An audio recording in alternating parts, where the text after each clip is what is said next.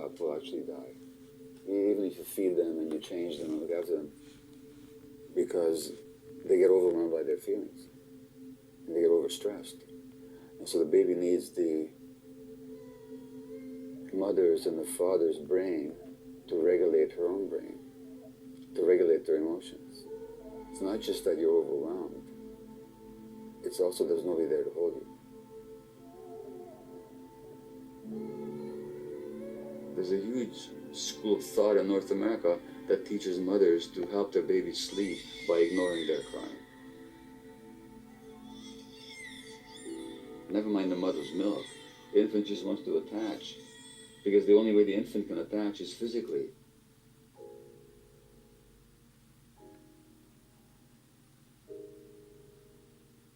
When he's not being held, he's not being attached to. When that's done night after night after night, that's traumatic. And we're still telling mothers to do that. If you actually look at genuine human needs, if you connect to God and the heart and the soul, then there's nothing more normal than a child sleeping in the arms of the parent.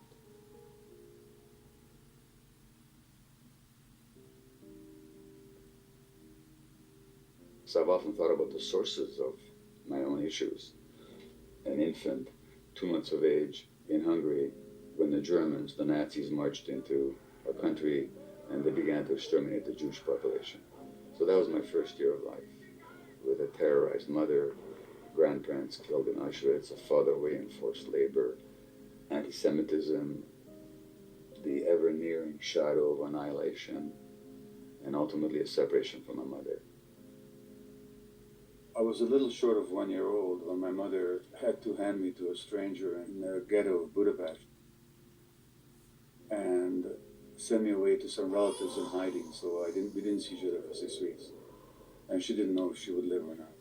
In her diary, she said that this is the hardest 6 weeks of her life. That was the experience of the first nearly year and a half of my life. And sometimes I thought, well, gee, I must have received a lot of love at the same time, otherwise I'd be a lot more crazy than I actually am. For trauma to happen, you don't need Second World War, and you don't need racism, and you don't need genocide, and you don't need the privations of war. You just need parents who are so alienated from their own gut feelings that they will let their infants cry without picking them up, and that child is desperate for a relationship. That's all it takes.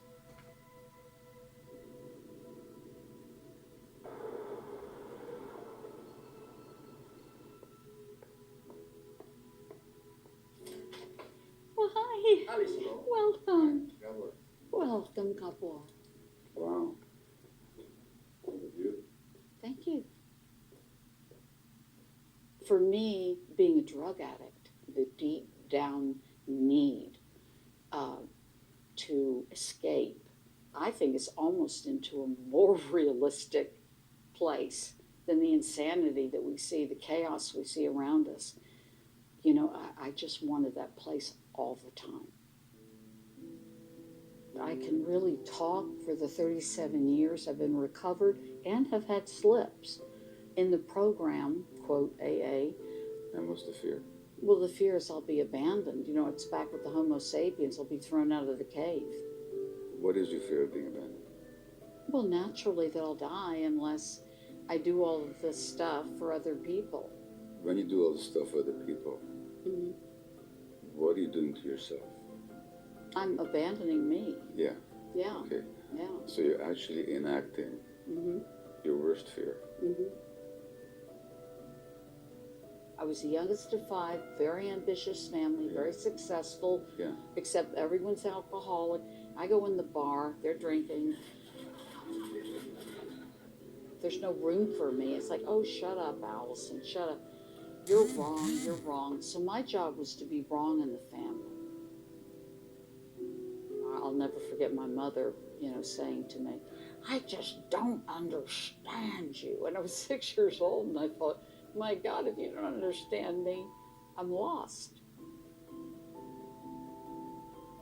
Allow me to give you another perception of you. You're the one that more than others absorbs all the pain and stress in the family. And then you manifest it. And they can't stand seeing it. So in exiling you, they're exiling their own pain and stress. Right. Okay. As a child, we have two fundamental needs. One need that's with us is in infancy, and it's absolute and it's not negotiable, is attachment. And so the other need then is authenticity. Authenticity, therefore, is the connection to ourselves. Because without authenticity, without a connection to our gut feelings, just how long do you survive out there in nature? So authenticity is not some new age, pseudo-spiritual concept. It's actually a survival necessity.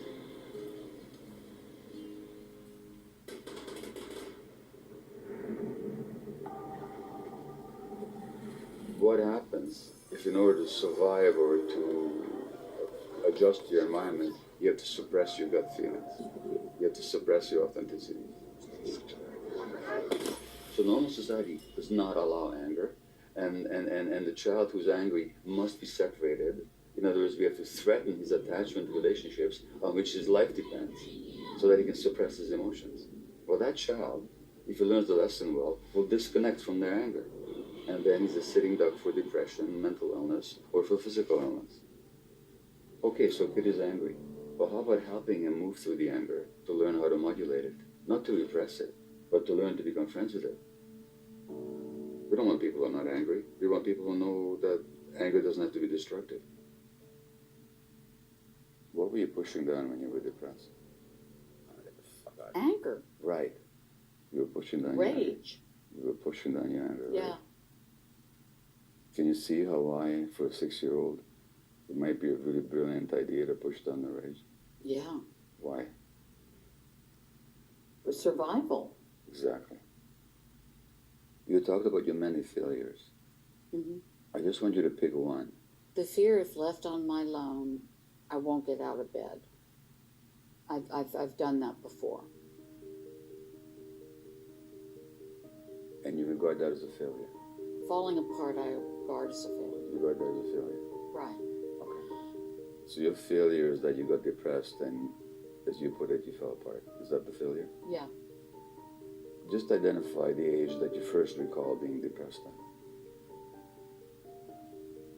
Probably about 6 or 7. How old are your kids now?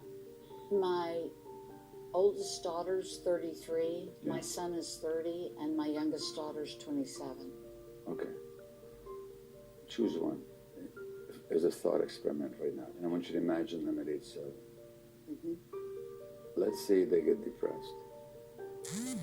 Would you go to them and say, you are a total failure? Of course not. Why not? Notice you're calling yourself a failure. I'm going to say something radical to you. Okay. The depression was a major success, not a failure. Okay? No, I know that sounds ridiculous. No, I'm listening. You're telling me that having that pain showed me deeper inside of myself how I was abandoning myself. Precisely. So maybe you want to stop calling it a failure. You go through your whole life like that and see how everything that you judge about yourself actually served the purpose at the time. Yeah.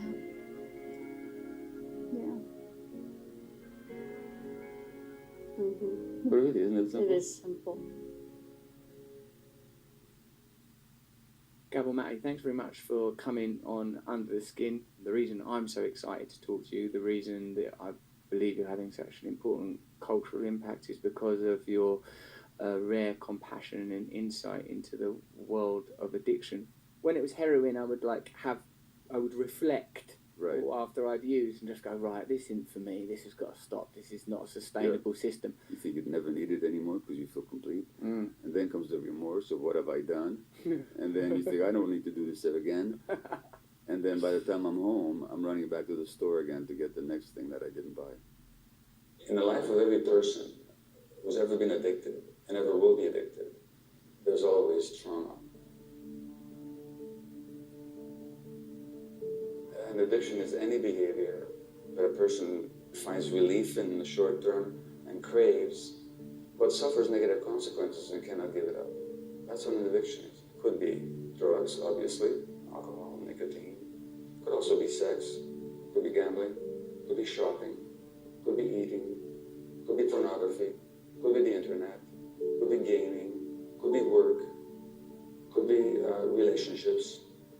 That's what an addiction is.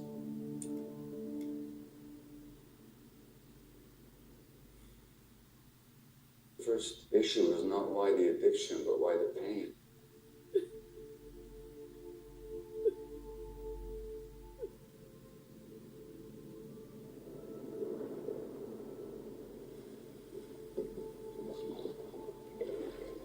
In our society, there are two myths around addiction.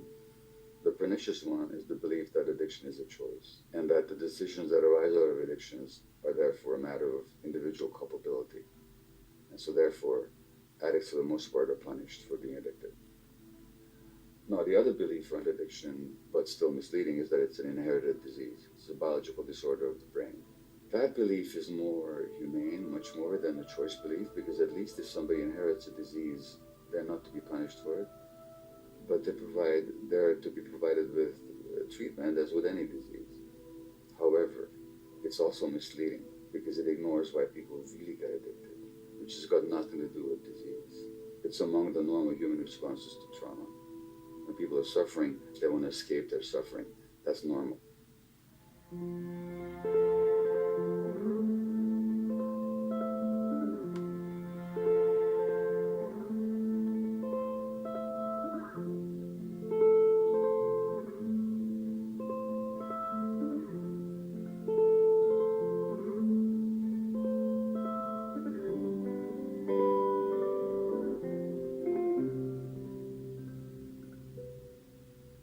My name is Jutaporn Sheloshi. I'm 43 years old. I come from a family of Thai restaurant owners. I moved away when I was 14. I was never good enough. I mean, I think if I had parents who didn't really care and was lenient, I don't think I would have really got right into it and really got addicted. I might have just, tried it once or twice. But I think the pressure was on from the upbringing and having to feel like I had to achieve and be the best at what I did, an A student. And so when I moved away, I really wanted to prove not to just myself, but to them that I was more than what they saw. I did apply to Stanford University. That was my number one choice. I was disappointed I didn't get in. And San Francisco State University was my second choice. And while there, I did do the same things that I was doing when I was in high school, playing for the NCAA, singing choir. With doing so many things, pledging sororities and being different club members. I'm saying I was just trying to find my way in the world. And then I started to work at the nightclubs here. And so I think that's when I really evolved, because I wanted to do everything. I wanted to go to school, wanted to work, but I needed to do homework as well. So the pressure was on then. So then it got into heavier drugs, so I needed the meth to stay up. I think our society just doesn't understand addiction. Without the addiction, they felt incomplete. They felt this huge emptiness inside. And so the addiction was to complete themselves and to somehow temporarily cover up the emptiness. Why the finger pointing? Why the judgments on a particular group of people who are addicted who happen to use substances? My first job that I ever had as a physician in Vancouver after I did my internship was actually in the downtown east side of Vancouver. It's North America's most concentrated and most dramatic area of drug use, where there's more people injecting and ingesting and inhaling all kinds of substances than anywhere else on the planet. And I go to this old, broken down hotel with cracking paint on the walls and the strange people walking in and out, and I felt totally at home right away. And after 2 years, I shifted my full-time work to the downtown east side. Well, so I worked there for 12 years. And they all suffered tremendous torment as children, which also meant that their addictions were extreme. They were quite willing to sacrifice, love, life, relationship, health, just for the next hit. They were that desperate to escape from reality because reality had been so cruel to them. We were dealing with people with severe infections. They would inject drugs that would give them abscesses not only in their skin or their muscles, but also in their brains, in their spinal cord, in their joints. So they have to be hospitalized, which is the only facility where you can deliver IV antibiotics several times a day. But they were users, so they'd be always absconding from the hospital and even using the IV lines to inject through. So inevitably they'd be kicked out of hospital, which means that their life-threatening infections would be untreated. This is how I